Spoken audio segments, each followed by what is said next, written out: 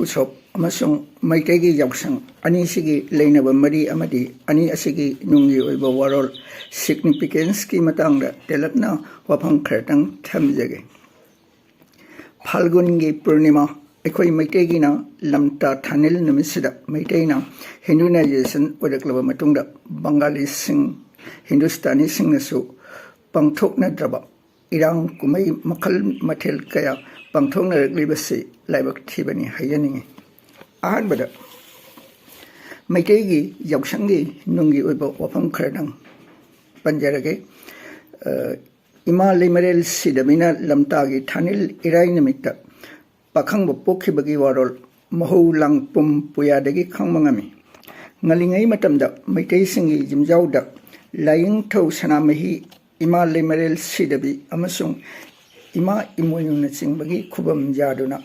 thawni jaba maramna angang unabagi thawram Meiteigi jimjauda pangthoknaramde mangi haiduna tongana yawongshng saraga angang unaraba matung ipan thaduna jim senglaba tungda angang unabina jimjauda sanglai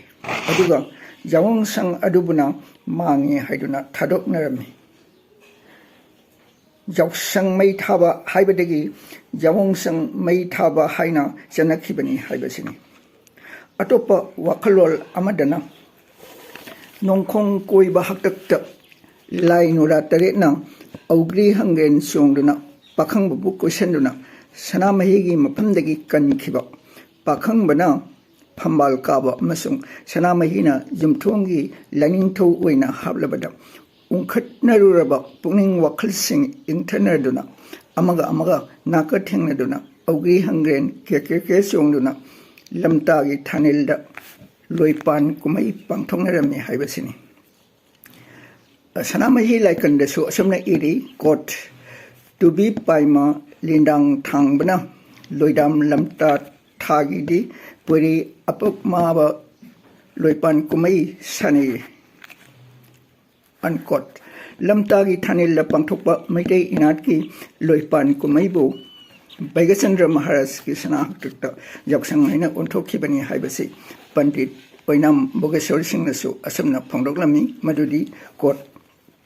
loidam lamta thada puri apakma singna loipan kumai tawbadi Yaoshangna mahut sinna hynakhi unquote aduga augri hangen songba keke songba haiga sukhangnaba thabil songbi ase